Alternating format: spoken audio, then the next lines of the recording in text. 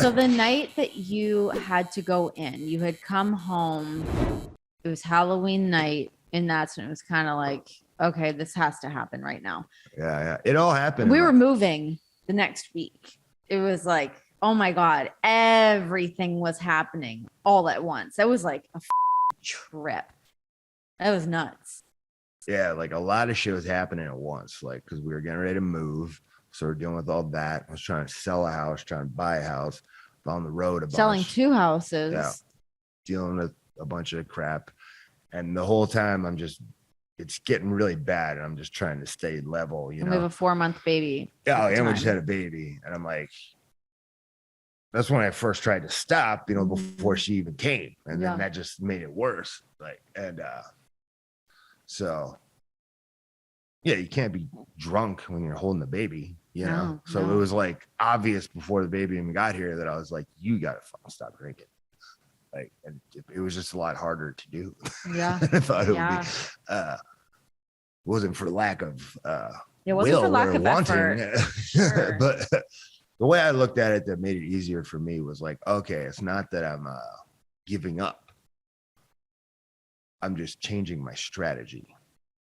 Like, and somebody at rehab, maybe it was on like a piece of paper. Somebody described it as like, you know, when you're doing that every day, it's like going 12 rounds with a boxer who's just kicking your ass for 12 rounds every day. And you just keep going back and he just keeps whooping your ass again, you know, and you're not going to win because you physically can't. It's just going to keep whooping your ass. It's exhausting.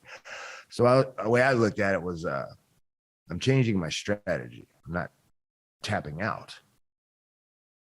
I'm just coming off the stool in the next round with a different strategy. Now we're going to go to rehab. Yeah. And now this is how I'm going to win this fight. And I did. I just had to I couldn't do it alone. Yeah. You know, so I looked at it like that. You know, like if you're losing the battle, sometimes you need to change the weapon or the strategy you're fighting the battle with, you know? So I went with a different weapon was how I looked at it. How was it for you?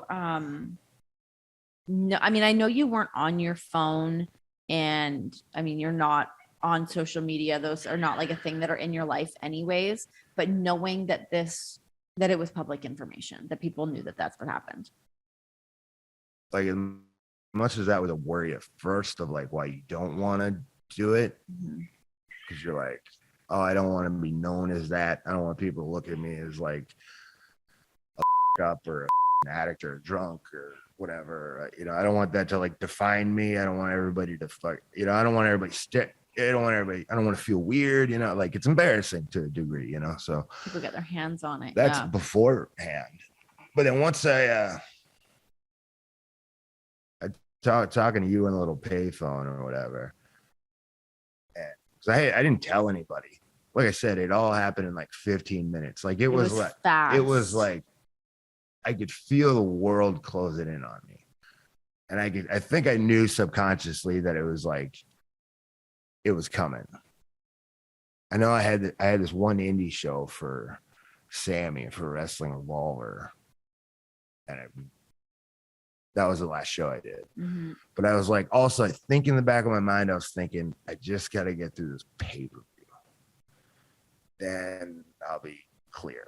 But I just got to get through this pay-per-view or something. It's probably how I was thinking, maybe. But whatever I was thinking. Got through that last indie show for Sammy because I was like, I can't bail on this, you know, they're counting on me. And I think I was just like, I could feel like the world closing in on me because like people were texting me, like Eddie texted me, like, you all right or something? And I'm like, yeah, why? And I'm like, so I knew you were like talking to people. Shout out to Eddie, by the way. Eddie was honestly like one of those people that I checked. He checked in on me a lot. I was starting to feel like people were noticing whether they were or not. I knew you were, so I was like, oh, I was on you. Like I felt like the world was like closing in on me. Like and then I was in Des Moines, got on a Southwest flight. They don't serve booze on Southwest flights for some reason. Well, that was during anymore. like pandemic Yeah, I times. guess, Yeah. right. So I knew that. So I was like, well, I'm getting loaded before I get on this plane, 3-hour flight. So I was like loaded when I landed, came home. And like somewhere in there, I feel like you were already like mad at me. I don't even know. Like I could just feel the entire world closing in on me. And I was just like, I cannot go another day like this. I can't go one more day. Like it's over. And I was just like, it happened in like minutes. Yeah. I was just like, I'm going to rehab. Yeah. And you're like, okay. I call the place. I was like, it was Halloween night. I was like, I didn't tell anybody else or anything. And I was standing outside and like, I'm on the phone with them. That was so like giving them my trippy. information or like my credit card information or something. And like, Kids are walking up to me while I'm trick-or-treating. on the phone with rehab and they're like, trick or treat. I'm like, give me 1 second. I'm gonna pop a Snickers bar in here. Yeah. And they're like, well, when can you be here? I'm like, right now. They're like, cool. Called an Uber.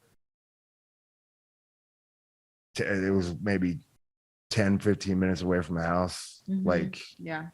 An hour after I walked into the door, I was just like walking into rehab. It just was like, yeah, it was over. So, and I was probably in some kind of a stupor, for a minute. But what I was getting to with when people finding out, I don't know what kind of state of mind I was in I felt really defeated for like the first day, just like really defeated.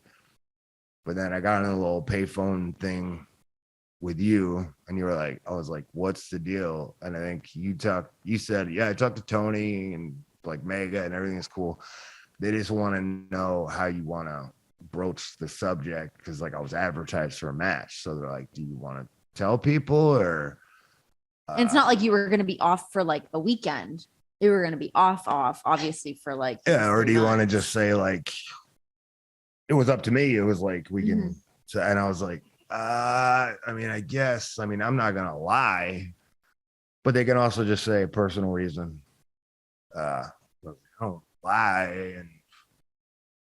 But like, I was like, I guess just tell the fucking truth, right? And you're like, I guess. And I went, it was exactly what I said to you. I said, him. Tell him to say whatever the he wants. And you're like, okay. Not him, I've been it. I was like, tell him to say whatever the they want. I don't care. And you're like, cool. And then like the next day I talked to you on a little phone and they're like, yeah, they just like, everybody knows. And I was like, oh. Yeah. There's like some freedom with that almost, right? Really? Huh. Everybody knows I'm in rehab now. And like, I don't have a phone. So like, I'm not like, I don't know what the reaction is or anything, but I knew it was out there. And then like, I think I went into like some class or group or speech or something next. Like I went into some room with people and I remember just bopping in there, like feeling really good. Like a weight had been lifted off my shoulders. I just went, oh, everybody knows. Yeah. Because this thing I've been hiding and trying to hide from people for so long. The once it's like, oh, everybody knows. And I don't care. I remember feeling the same way too. Yeah, it was just a very much like, them. I don't care. They can call me whatever they want and call me whatever names they want. I don't give a shit. I'm doing what I got to do for myself. Like, them.